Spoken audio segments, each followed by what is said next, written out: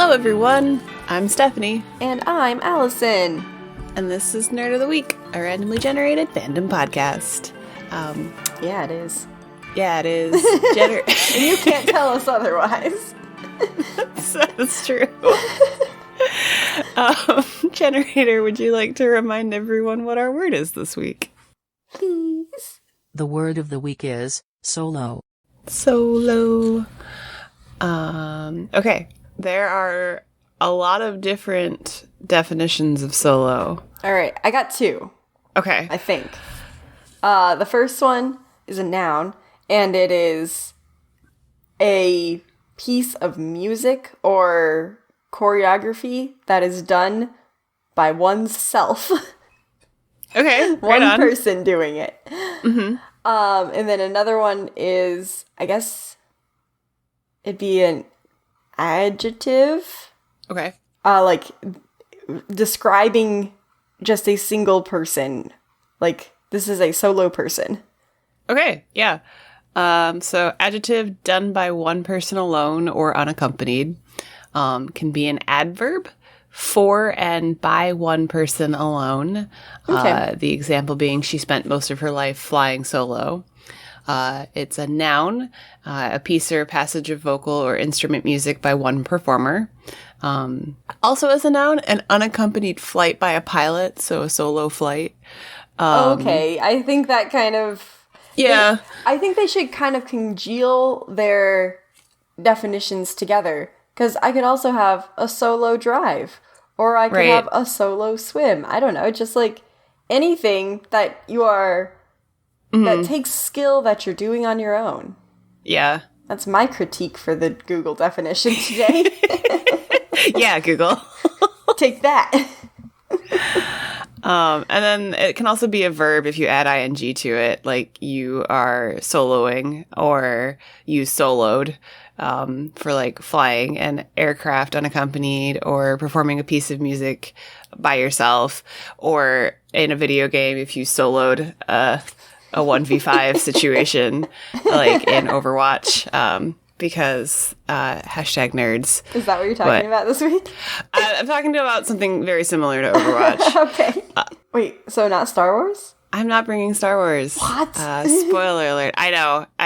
Wait, I was supposed to also bring Star Wars, but I didn't, so we both failed our promises to bring Star Wars. It was the classic misdirect. You never saw it coming. You walked into this thinking we'd talk about Star Wars the whole time, and you were wrong. Sorry. All right. Tell me what you brought that's not Star Wars. Oh, yeah, I go first. Okay, yeah, I brought a Amazon Prime television series. It feels weird to call it a television series if it's something that's streamed. I don't know. Whatever. That's a discussion for Amazon. You could call it like a special. Oh, I think they call it an Amazon original series. Original series. There we go. Yeah, so they don't even say television series. Yeah. They got it. Just watch it on the television. I can watch it just as easily on the computer, though. Right. But anyway. It's a series that you stream online. I got you. That's neither here nor there. The series is called Mozart in the Jungle, and it is Mozart in the Jungle. Yeah, okay. Mozart in the Jungle. It is inspired by, I won't say based on, but just inspired by a book of the same title that was written in the 1980s about the New York Philharmonic. And it really is inspired. They apparently really take nothing of that story and use it, which is totally fine. It's a really kind of good original story, I think. So I'm going to say a lot of things that are musical. I would assume so in a podcast.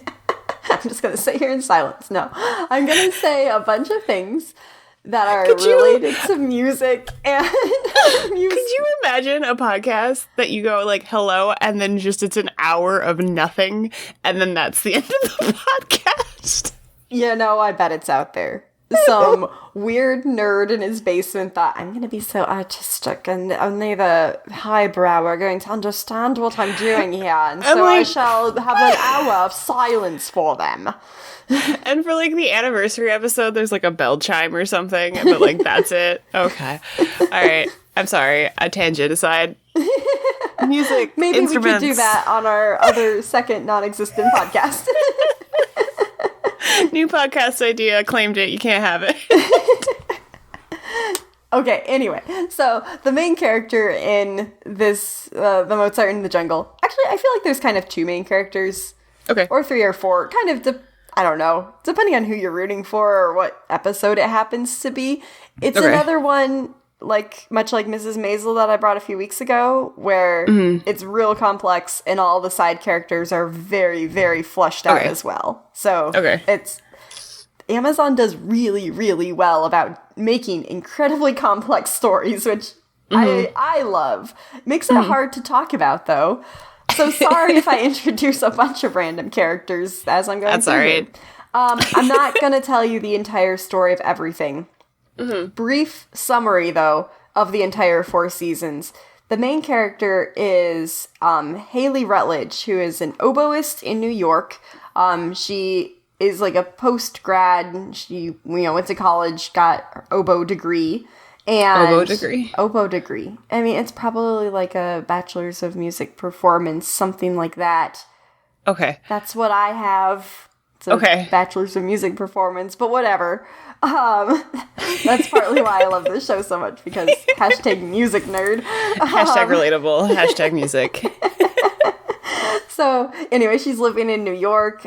She has a roommate who's her best friend, who's Lizzie. She's a singer, but later in the series, she inherits a bunch of money from, great uncle or something. Jealous. And, right? She just comes into this large sum of money. Lizzie takes, a beat to go travel the world, but still has some money left over, and so she does something crazy that she's kind of always wanted to do, which was to be her own nightclub owner. So that's a thing, one of the side stories. Anyway, Haley, oboist, she's trying, her ultimate goal is to get into the New York Philharmonic. They magically have an opening because they bring in a new conductor who is Rodrigo de Souza, and he's amazing. He's this prodigal wonderkin kind of guy. He won all these conducting competitions when he was 8 years old, and he's traveled the world conducting famous orchestras, and the New York Phil got him. However, he is replacing the old conductor, Maestro Thomas Pembridge, who is real bitter about it, and for the first season is just him basically trying to sabotage Rodrigo. However, they actually become friends and kind of work together, and they're enemies to lovers, you say? Okay. not quite that. But definitely friends.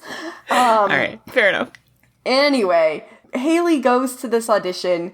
However, she's she heard about the audition late, so she got there after it was basically done. And she was so mad. She starts crying, but she's standing on the stage of the symphony hall, and she's like, well, I'm here. I might as well just play to have the experience of playing in this amazing performance space. So she's just there with her oboe and playing the audition music that she would play. And Rodrigo de Souza is around the corner and hears her. And he comes out and he's like, you play with the blood. He's also Mexican. He has an amazing accent that I can't possibly recreate. Understood. What he means by you play with the blood is it's when he was little and he was learning to play violin, he practiced and practiced so hard that his fingers would bleed. And so he's like, it's the passion, the love for the music. You play with the blood. Okay. So he knows it when he hears it, but he doesn't know how to describe it, kind of thing. Understood. So he says, you're it. You're the one who won the audition, even though she totally wasn't even part of the audition at this point. But he runs her into the manager's office, and he's like, this is our new oboe player. And they're like, Rodrigo, we don't need a new oboe player. What are you talking about? He's like, I've changed the program. So his big thing is he wants to do what is best for the music. And there's all this red tape and bureaucracy.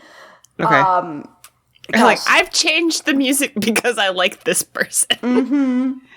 like, they were going to perform, I don't know, like Tchaikovsky or something, but Tchaikovsky only needs 2 oboes, whereas the new piece that he wants to play, Mahler's Sixth Symphony, has 5 oboes. Oh, so okay. she gets to be a sub.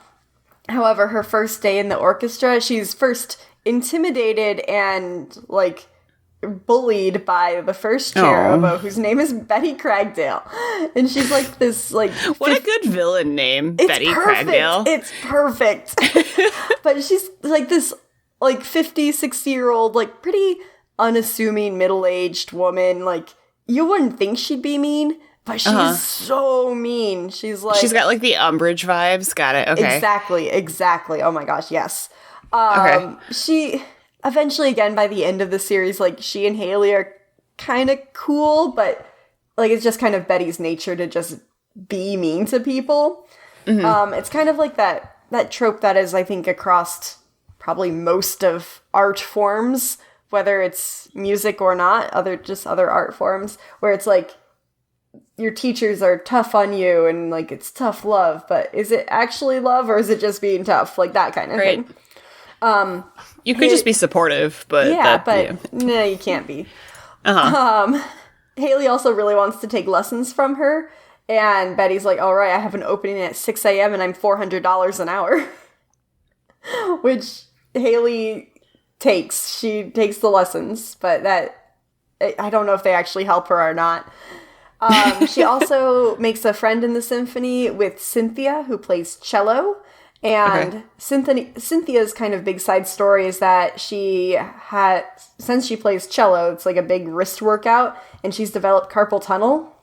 Okay. And so basically in, like, I think it's the 4th season, she has to have, like, a major surgery and has to basically stop playing to recover.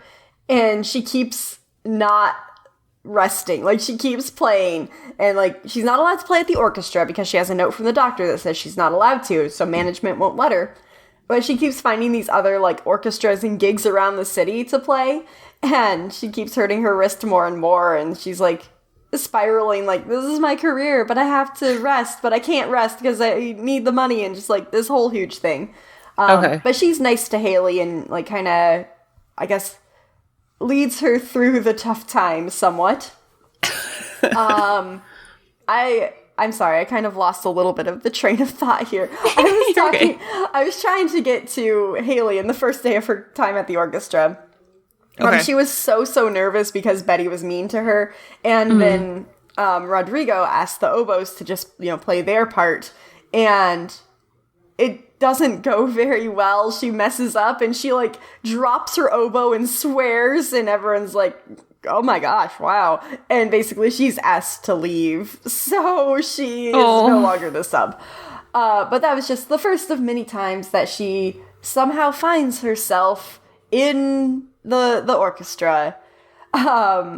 Just basically the whole series is a series of her, like, sometimes being a sub in the orchestra. At one point she actually becomes Rodrigo's assistant because she plays with the blood and he values that. And so he wants her to be, like, nearby in case something happens. And, like, she's be ready to step up. In the 4th season, a little at the end of the 3rd, and then in the 4th season, they actually start dating, and that's a whole thing. And she's like, I can't be in the orchestra anymore because I can't be in your orbit, and that would be weird. And she also wants to, like, start conducting on her own, which I think is just kind of a dumb move on the writer's part. Like, they needed something else to, like, throw in her way, essentially, because she almost makes it into the orchestra, but they're like, nah, that'd be too easy. We have to make something hard. So basically, there's a second audition to get into the orchestra sometime later in the series. She gets, like, second runner-up, and she's so mad, and that's what kind of spikes her into then going this other direction to be a conductor. The reason that I brought this, though, for solo is because there are many solos that are performed during the entire series. This is a really kind of goofy program in that the number of cameos they have in this program is ridiculous. First off, one of the recurring characters, basically president of the board, is Gloria. She's played by Bernadette Peters, who's been in, like, so many things and Broadway musicals. So she, like, kind of knows the life of the musician kind of thing. Yeah. But then we also have like real life musicians come in as well.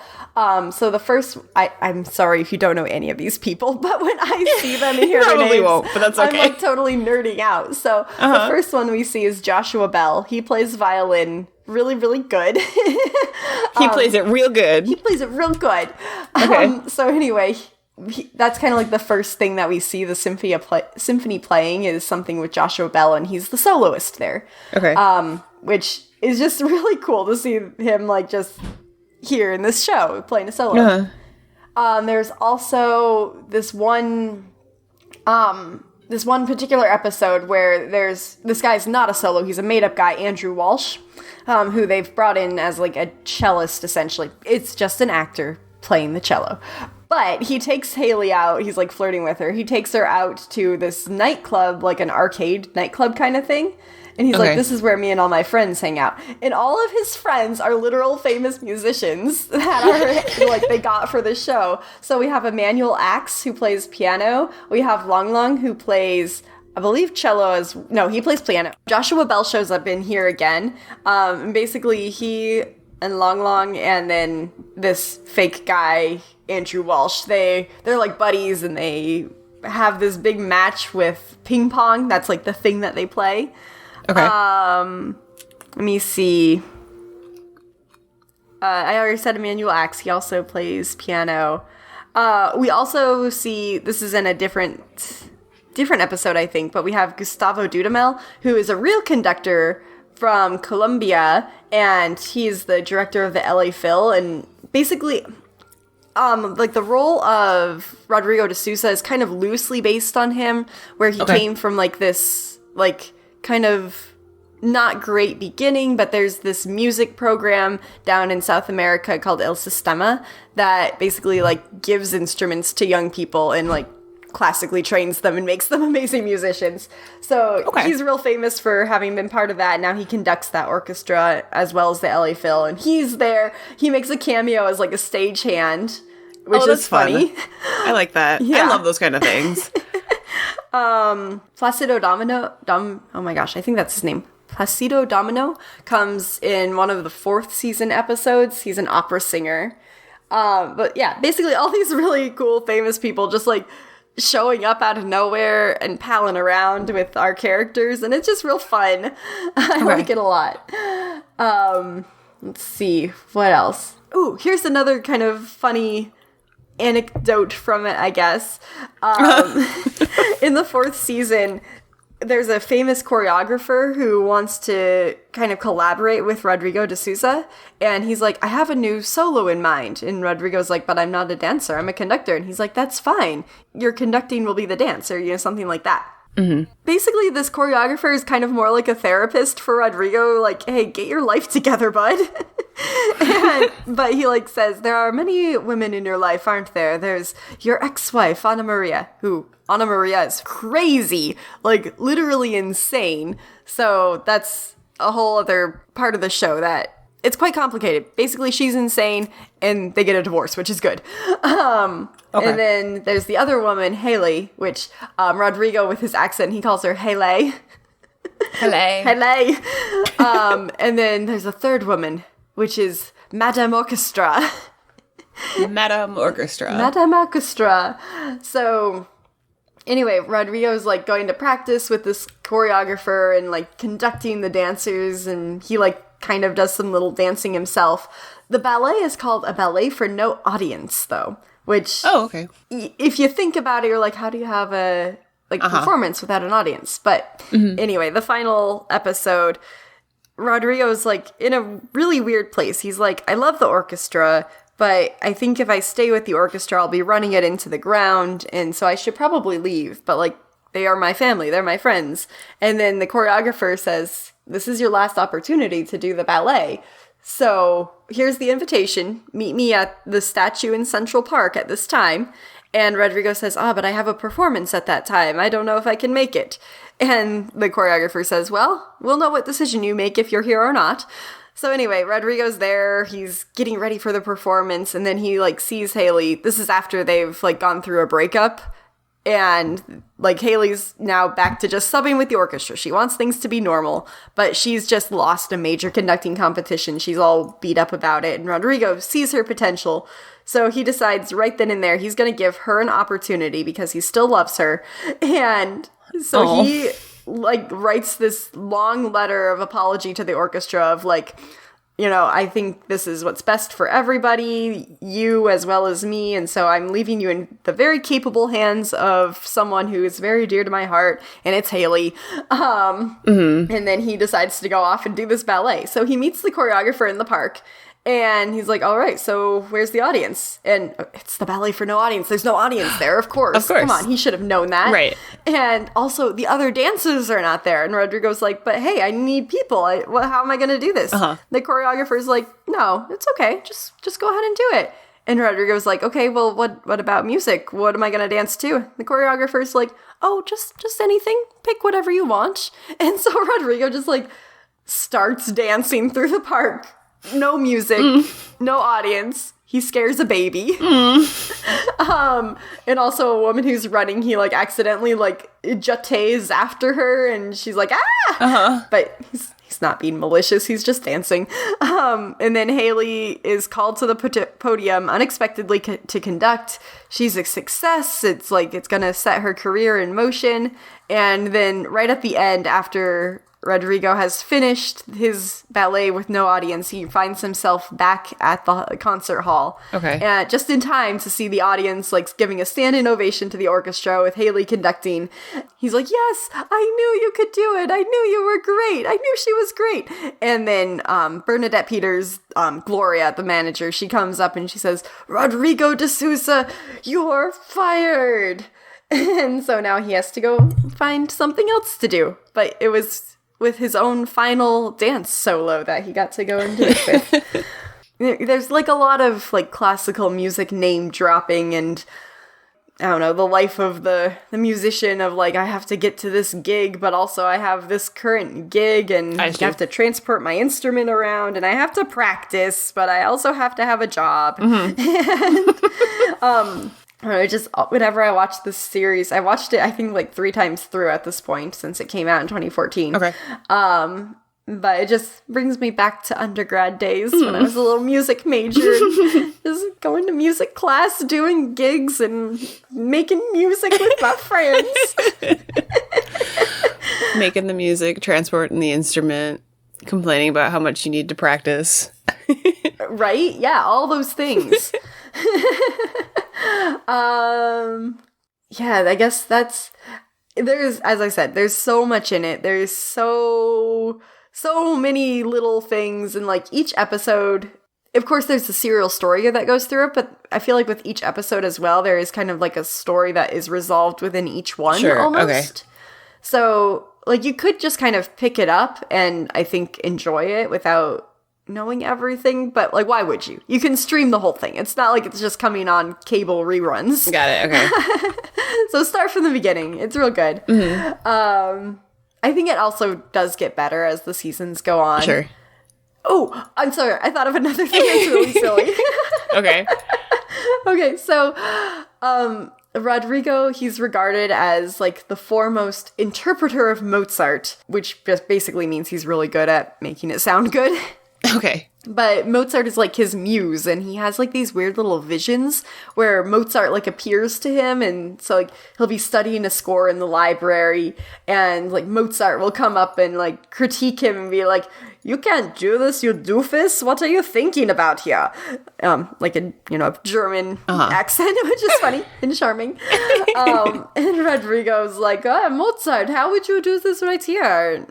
Gosh, I can't do the accents. I'm so sorry. But it's just funny because like Mozart, he'll come to him at like different periods of Mozart's life, like as a child or as like a really old guy, not really old guy, about to die. Mozart died when he was like 30 something. He was never very old. Yeah. But like there's just different periods, and like when Rodrigo gets really lost at one point in his life, Mozart has actually passed away. Like, his vision Mozart has died, and he can't access him. Can't find Mozart. Can't find Mozart. Okay. After Mozart dies, then Liberace is, like, I guess, assigned to be his new muse. Liberace was famous for being, like, super, super, super showy, and he's, like, tells Rodrigo, like, hey, you just gotta play the melody and they'll give you the money. And this is, like, totally against what Rodrigo thinks he wants for the music. Okay. But basically everyone's been accusing him of, like, selling out and, like, he is just doing it for the money. He's not doing it for the music anymore. So he is trying to fight this so much that he got assigned by who knows who. I don't know, God. He's been assigned Liberace as his muse for the moment. The music gods. Yeah, the music gods. But Rodrigo gets real sad and, like, depressed because he can't find his musical voice. Mm-hmm. And Liberace's like, you're sad. I don't do sad. And he leaves. And so now he has no muse at all, no visions. However, as Haley is becoming, like, more confident in her own capabilities, she's started seeing these visions. Oh, God. Now. Okay. So she sees Mozart's sister, Nannerl, and also Clara Schumann, who is the wife of Robert Schumann.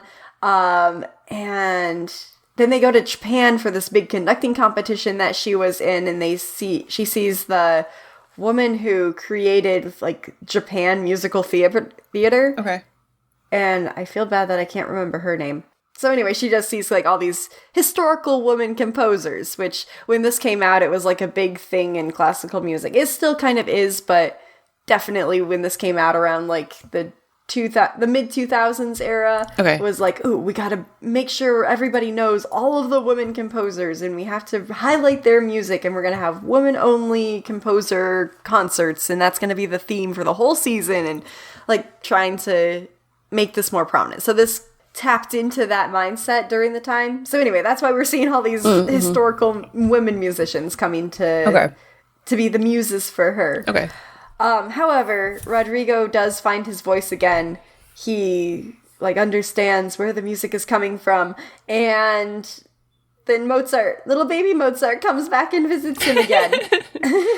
Liberace was like, you're too sad, I can't handle this, and Mozart was like, that's my kind of guy. Exactly, it's perfect. Except the relationship between Mozart and Rodrigo is Mozart, like, really belittles him and tells him that he's a terrible conductor and never should play any of his pieces, and Rodrigo's like, hey, why you tell me these things, eh? That was more Italian, but yeah. But anyway, yeah, there's lots of references to the classical music. Okay. Which I very much enjoy, but you don't have to enjoy that to enjoy the story. It's a nice nod for musical theater nerds. Got it. So yeah, that's what I brought. Beautiful. For Solo. I love it. Makes sense. Thanks for letting me ramble about it. I think that's the whole point of the podcast. For us to ramble about things we like. We do things now. Oh, I need a quote. I have a quote for you. It's a very short quote. Okay. It is, "Bring me Solo and the Wookiee." Well, I at least know what franchise this is from. I quote it all the time, and I don't know why. It's an earworm. So if you know where the quote is from, feel free to message us on our social media forums. I know Twitter's kind of exploding right now, but we still have Facebook, Instagram, YouTube, #Nerd of the Week or @Nerd of the Week podcast. And, interact. Let us know what you think, what you would talk about for Solo. I bet a bunch of you thought we were going to talk about Star Wars. Wait, have you put up any TikToks recently? I'm working on one, so there should be another TikTok coming out soon. Cool. And there's a handful of TikToks at Vampire Sheep spelled with 3s. I should probably just change my handle to Nerd of the Week. But if you look up the hashtag Nerd of the Week or NOTWP, it does show up if you search for us on TikTok. Yay! Yay! Plugs and social media handles.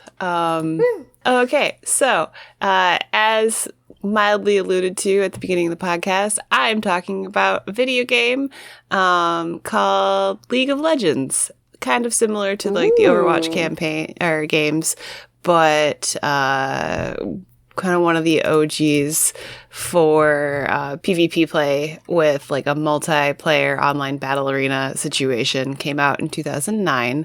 I'm going to talk about Arcane a little bit too.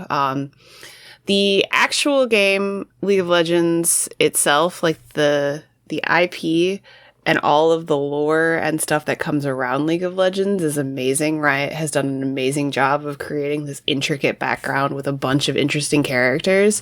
And then their game was good for a little while. And then a little while. Oh no. And then it's free to play, but it's also kind of pay to win.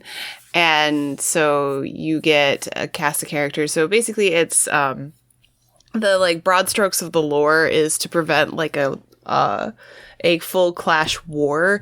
There are these summoners that bring like the best heroes from the time frame of basically good versus evil, and like the two schools of the good guys and the bad guys, and you summon heroes to fight each other in like an extraplanar universe situation, and then they kind of fight to the death, but it's not like a permadeath thing, and that helps to determine the political standings and who won and who lost without having to go into some crazy war. That's like what League of Legends was pitched as in 2009. That has hence changed as things have been added, characters have been added, lore has been added, but that's what I remember when I started playing. And I did start playing in about 2009, 2010 when it came out. And you have I think it's like 7 or 8 free-to-play characters that rotate out every week or 2 weeks, that out of a roster of, at the time it was like 30, and now I think it's something crazy like 50 or 60 characters. And then as you play the game, you get experience, and you can use that experience to buy characters without actually paying for money, but you have to sink a lot of hours into it, or you can just put money in to purchase the characters that you actually want to play as, which is why it's a little bit pay to win. I see. The reason I bring it forward for solo is the kind of definition that I added on to the Google definition of like soloing. So I like to play mid, so there's 3 lanes. There's the top lane, mid lane, and bottom lane, and then there's also what's called jungling. And ooh, that sounds fun. I think you'd actually enjoy jungling. So you have kind of your ADC and your support class kind of going together. There's the mid lane that is usually one person that has a little bit more range. There's the bottom lane that tends to be more of a tank character, so it can handle a lot of damage. And then there's the jungler character who is supposed to help support the bottom lane, but they kind of go through all 3 lanes. It looks kind of like a diamond shape on the map, and then the jungle is literally like a foresty thing with like monsters in it that stay in like specific spawn points, but if you defeat those monsters, then you gain buffs for your team. So that's what the jungler is kind of going to do early game, is getting the buffs so that you have an advantage over the other team trying to come at you. And the goal is to take down their defense towers. So there's like the outer tower, the inner tower, the one that protects the Nexus, which is like the summoning portal thingy majigger, and the fancy fern. And then there's the actual Nexus, and then the way you win is to get all the way to the Nexus and then destroy the Nexus, and then basically you've destroyed the other team's ability to like summon in players, and then you like win the match. Matches can go anywhere from like half an hour to, I've played 2-hour long games. Depends on how the game goes, who's winning, who's losing. And I like to play, and some people are going to groan when I say this, I like to play Teemo, and I like to play mid. Teemo is Captain Teemo. And he's this cute little, he's called a Yordle, and he's like this little, like, kind of like an elf, dwarf, like, gnomey looking character with like a really adorable fuzzy face. And Okay, he sounds cute. Yeah. He sounds festive. I love him. He has these little mushrooms that you place everywhere that go invisible. Oh my gosh, it's so festive. And then the mushrooms turn invisible, and then when you run into the mushroom, it does damage. And like, he's not the best character, but he's a troll character, and anytime someone had Teemo on the field, the other team, I could feel them being like, oh god, there's a Teemo. Like, I've done well with him, but there's definitely stronger characters, but it's fun to mid with him, and it's fun to, go and try to convince the other player to like follow you, and then they run into their mushroom and it slows you down, and then the defense turret like takes the person out. And Teemo, he's got like a little bit of a backstory in that he was just a little bit of a weird yordle, and he would go off on his own solo scouting missions, and that's kind of how he ended up being really good at combat. And he's really sneaky, and he was also like really charming and kind, but he could be like deadly serious and super efficient like the second he was in like military training stuff. So like, he joined what's called the Scouts of the Mothership, which the Yordles come from a place called Bandle City, and so it's a special These are great names. It's a special forces unit in Bandle City, and so basically he went on all these scouting missions and basically soloed them all the time.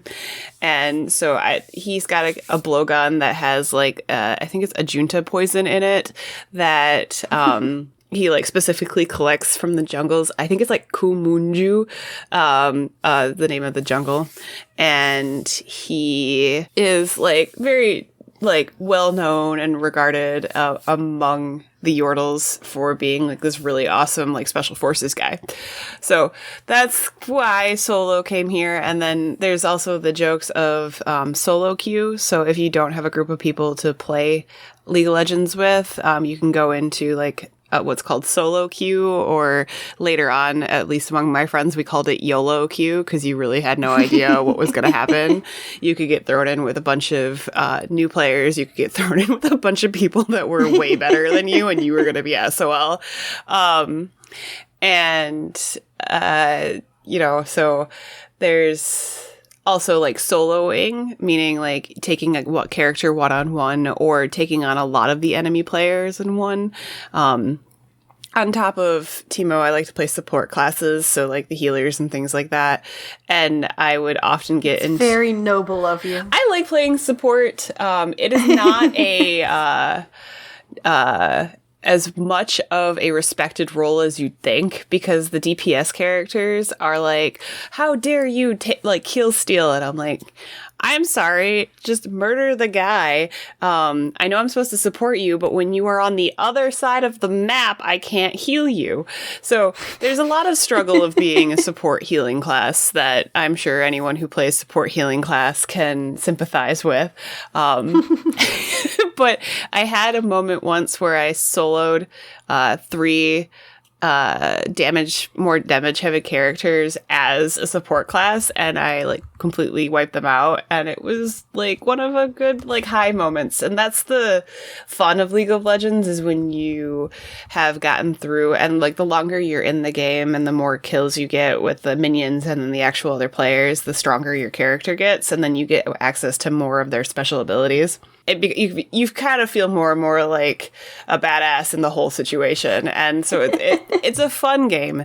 The problem with the game is that it can get pretty toxic, and people get really upset that, it's not new player friendly. It's not, if you haven't played in a while and you pick it back up and there's all these different rules now, it's not that friendly. And then there's people who are just kind of the general, if you're a woman playing video games, like the go make me a sandwich type guys that you're just like, all right, well, I just kicked your butt, but all right, it's fine.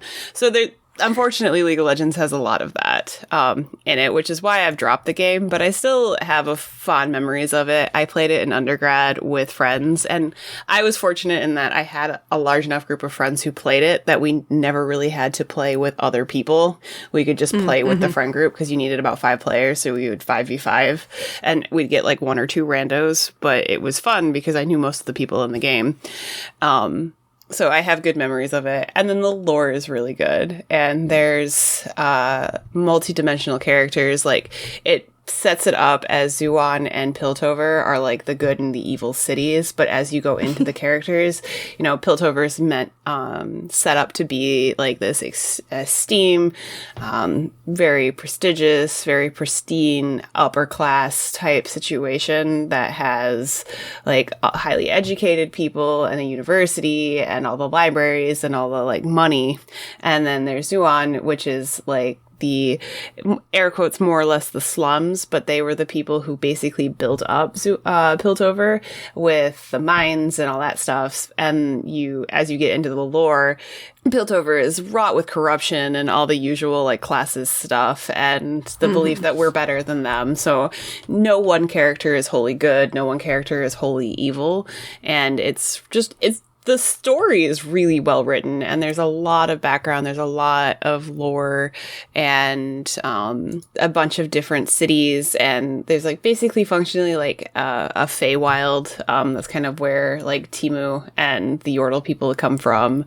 And then recently they had Arcane, which is a Netflix series that came out, which is beautifully animated. It's just, you don't need to have ever played the games to understand the show.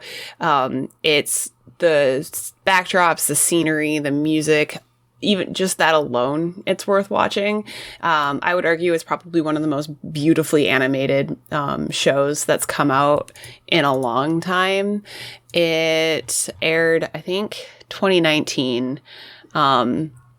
And I know it's getting picked up for another season, and it follows two characters specifically. It's the sisters Vi and Jinx, and we didn't have a whole lot of their background before Arcane came out, but Jinx was definitely on like the air quotes evil side of things, and Vi was more on the like good side of things, with her girlfriend being one of the main cops and enforcers of Piltover. And Caitlin is Vi's girlfriend, and she is interesting because she wanted to prove herself to be a good cop, and not just because her daddy got her into this position. And so she was expected to kind of follow her father's footsteps, but her father was definitely a corrupted cop. So now Caitlin's trying to rebel against that and, you know, actually weed out the bad and the corruption. She's like, you touted all of these good things and that we were here to protect the people, but it's clearly these specific people we're here to protect. So there's a lot of interest on that front. And Arcane focuses on Vi and Jinx at the beginning of their life, the first original war between Zuan and Piltover, and their I don't think he's their actual father, but their adopted father, Vander, who rescued them in the middle of the horrors of this war and then raised them in Zuan. And he's brother, I don't remember if he's actual biological brother or just kind of a brothers in arms situation, whose name is Silco. Silco is becoming the leader, de facto leader of the underbelly of Zuan, and to try to eventually become like a legitimate leader. But the way the corruption is and the way that Piltover influences Zuan, it causes a lot of chaos, so he has to kind of do like ends justify the means situation. And so Silco and Vander have this constant battle because Vander, it doesn't sit right with him to do the ends justifies the means, and everything should be done in a way that's you know, you can sleep well at night and you didn't murder people and you didn't do all these like slightly sketchy things.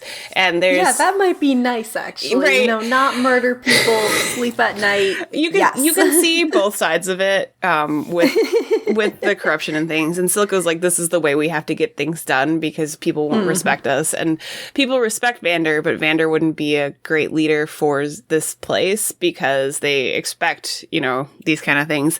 And Silco's making his money through functionally some form of opium. I don't remember the name of the drug that gets used, but it's like the equivalent of like an opium den situation. And he's more or less a drug lord, drug boss. And as the campaign, or as the show goes on, Vi leans more towards Vander's side of things and ends up becoming more on the air quotes side of good, where Jinx, whose name was originally Powder, she through some bad circumstances and just a little bit of misguidance ends up more on Silco's side of things, but she's kind of that like loose cannon where she was always kind of teetering on the edge of madness, and if she had been guided the right way, she probably would have just been like kind of a quirky scientist who was really like artificer type character, because she's really good at designing like guns and neat trinkets and little robots and things like that. But because of the way things lay out, Vi gets arrested, and Silco kind of manipulates her into believing that Vi left her forever in the midst of this horrible situation.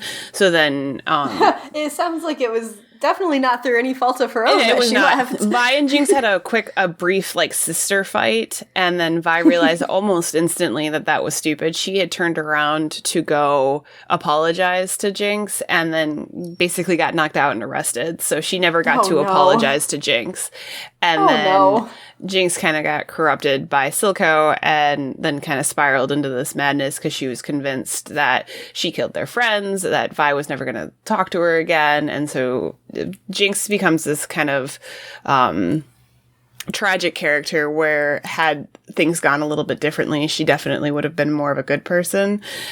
Jinx absolutely by the end of the show is not a good person. She is completely insane and just kind of murders for fun. But it's cool to see, because Jinx is one of the faces of League of Legends. She's this really awesome looking character with these two really long blue pigtails that like are braided, and she always has this giant gun that's like painted like a shark, and she's very well known for like the cover of our League of Legends. So it's cool to get her backstory on how she got to this kind of like crazy point in her life. I'm looking at an image right now, and yes, she's like the first thing that pops up. Yeah. And she's a very iconic character. She's very well designed. She's very just really cool. She's really fun to play. Her ultimate is basically a giant rocket that you can shoot down the center lane, which is just super fun. But it's cool to get this backstory. And then there's a couple of other plots, like B-plots, about two friends who are on the Zuon and Piltover side, going through university and trying to help out people. And then the systemic classism and things like that. But won't go super deep into it. Do recommend watching it. It's alone just for the art, it's beautiful. You don't have to have played the games or know the lore to understand any of it. The Imagine Dragons song Enemy that popped up around 2019 was made for this, and it's just the soundtrack is just beautiful. So while I regretfully hate the actual game, I love what came out of the game, and I love Riot's IP with all of their lore and their backstory, and I could go on forever about it. I didn't realize it was a fleshed out story kind of thing. I thought it was just you go play a character and there's like a little skirmish and then you're done. Yeah, and that's honestly what it was when it came out in 2009. I think Riot had always had the intention of adding more stuff and more background and more like physical game to it. And sometimes they try it and they add like other things. Like there's this thing called ARAM, all random, all mid, that players developed. Where you just wouldn't go to the top or bottom lanes, you'd leave them alone, and you just hit random on the character selection, and then you just charge up mid, and it was absolute chaos, and it was super fun. And so Riot saw that people were doing that, and so made a level that was basically being able just to play ARAM so that you didn't have to worry about the top and bottom lanes, and it was just like the Bridge of Doom, basically, and you just randomly get assigned. It sounds chaotic. Yeah, and it's super fun. ARAM is like a mixed bag because you just get truly a random character. You don't know if you know how to play them. You could have all tanks or all supports versus all something else, and the games are definitely wild. And sometimes it's super fun where you have like 7 or 4 tanks and 1 support versus like all junglers, and you're like, I don't know how this is gonna go. But they did add some stuff. I wish there was more like solo gameplay, like just not multiplayer, or they directed the multiplayer in such a way that it wasn't so aggressively toxic as it is now. But as Riot continued to build the characters, they wanted to have these cool backstories, and then the writers for the main characters that were like the original release with the characters started like, all right, how does this character know this character, and how does this character know this character? So they're all related in some fashion. They all have this big lore, and it just keeps getting bigger as they add more characters and more background. So it's a rabbit hole that you could spend like an entire weekend and still not have scratched the surface on. Did you spend an entire weekend on it? I have multiple times. But not in preparation for this? No. I just rewatched a little bit of Arcane because it's really good. And I do recommend anyone watch it, please, because I want a season 2 so badly. So, for the setting of this... Yeah. Does it take place in space? I think it's like one specific planet, and the setting of Arcane specifically is Piltover and Zuan, which are right next to each other in like countries. But there's like on the other side of the planet, there's other countries. Okay. Are these countries like, I guess, fantasy modern or fantasy medieval? Fantasy steampunk would be about the level, because there's like blimps and trains, and it's very like steampunk level technology with infusions of magic. Okay. I think I get the vibe. I don't know. I feel like there's a lot of games out there that I like hear the names and I'm like, ooh, that sounds like very fantasy. And then it's like, no, it's literally soldiers on a battlefield. And then other times it's like, oh, that sounds like really like techie and like sci-fi, but it's like, no, this takes place in a medieval castle. So sometimes settings of video games confuse me. So thank you for the description. Yeah. I get it. No worries. And it's a hard one to narrow down, because depending on where you are in this world, like the technology level's different. Or it's like they're more heavily into magic or they're more heavily into technology. But I think steampunk with magic is the best way to describe it. Okay. I get that. That's cool. Cool. Yeah, so that is League of Legends. Nice. In a 25-minute Star Wars. In a 25-minute nutshell that barely scratched the surface of what League of Legends is. I think the moral of this podcast episode is there's a lot of stuff in the things that we brought, so please go see for yourself. Yeah, right. So that I can have more of it, because if more people watch it, then there's interest in it, and then they'll make more of it. Ooh. I don't think they'll make more of my thing. They unfortunately canceled it after season 4. Sad. It wraps up nice, but like they could have had a season 5. I understand. Just a little salty I'm about pretty it. sure It's okay. Arcane will get a season 2 if it's not already in the works. It's just an animated series, so that just takes longer. Yeah.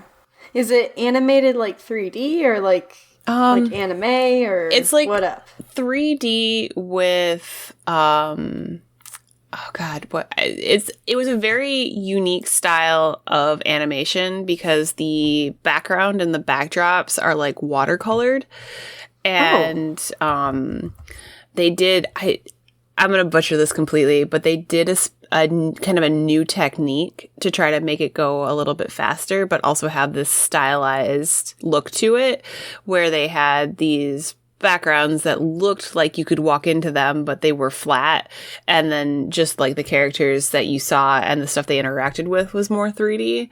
I do not know. I'm trying to look at pictures of this as well. Yeah, I do not know like the name of the animation style specifically, but it's kind of like more 3D, like a stylized 3D situation. But I do know that there was a new technique that they were trying with it to, one, speed up the process of animation, and then two, just make these like beautiful backdrop settings that they could have at a couple of different angles without having to like constantly redraw them. That's cool. But it's almost like a painting. Like every Yeah, shot, it looks pretty. Every shot you screenshot, or like you just if you paused the episode, could be a painting. It's just gorgeous. It is definitely animation is an art form, and it was just like an homage to animation being an art form. That's nice, because I feel like sometimes if you see like adaptations of games, or maybe this is again just in my head because I don't have good experience with this. It seems like they're somewhat poorly done and just like, ooh, people like this. Let's make content now. And it's like super cheap and bad. Yeah. And that was this is not that. Yeah, that was the fear with Arcane, but when it came out, it was very well received, very well liked, and very well handled. And I think that speaks to Riot's just sheer volume of lore that they have to just use as source material, and the fact that the writers actually used the source material. They didn't have to come up with their own story. Nice. Okay. Cool. So, wait, are you done talking? I'm so I'm sorry. done. I don't mean Yes. to rush you along. Okay. So, I have the quote again. Would you like to hear it again? Yeah. Sure. It's very short. Bring me Solo and the Wookiee. Oh boy. I think it's from the first Star Wars movie that came out. It is not the first one, Oh, no. but it is Star Wars, so I'm going to count that as a win. Okay, thanks. It is from the second Empire Strikes Back, so not A New okay. Hope, but Empire Strikes Back, because it is with Jabba the Hutt looking for Han and Chewie. Okay. Yeah. And the A New Hope hadn't really introduced like a fleshed out thing, because it was supposed to be like a one-off movie, like a B movie, and then it became a classic. So then they had to like, okay, here's a whole world and fleshed out lore. So then that's when they started building out Han's character and the bounty hunter and the fact that he was wanted by Jabba the Hutt. Okay, I didn't know any of that about anything. Jabba the Hutt, a slug. He is a slug. And But he owns a nightclub, yes? he's more like a mob boss situation. I'm sure there's a nightclub involved somewhere, but he specifically... He doesn't own the bar with the... Yeah, Tatooine, yeah. He has... but he basically owns that city, so he's like the mob boss of that city. So I see, okay. He technically owns all of it. Okay. But he's a slug. But he is a slug. But he's a Hutt and therefore has a bunch of power, even though he moves very slowly, and I don't understand how he got into power. And I'm sure there's a bunch of lore about Star Wars that other people would know. I do not. I just am confused how the slug became a powerful creature. And I am too.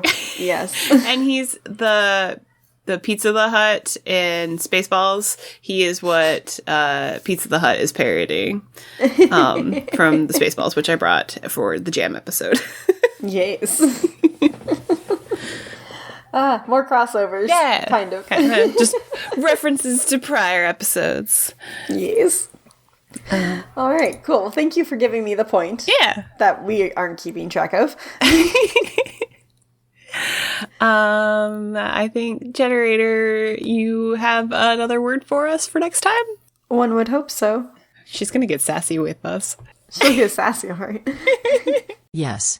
I always have more words. The next word is revival. Revival! Okay, that's, I'm gonna have to... I'm intimidated by the generator, honestly. Yeah, right? Let us know how we can prevent the generator's eventual uprising from our robot overlords. Please help us. Please help. If you listen to this episode, use the hashtag generator conspiracy so we know you listened to this episode. And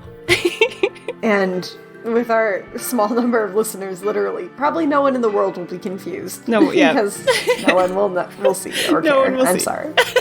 Unless we have one really powerful listener and they have just neglected until now to tweet about anything. Use your Twitter powers, one powerful listener. We would appreciate it. one listener to listen to them all. That didn't work. Solid attempt at a Lord of the Rings reference there. Thank you. I'm going to end the podcast now. Thanks so much for listening. Feel free. It's been a real blast. It's been a real blast. As always, I've been Stephanie. And I've been Allison. And remember, this is not a pyramid scheme. Not now, not ever. Not now, not ever. Goodbye. Bye.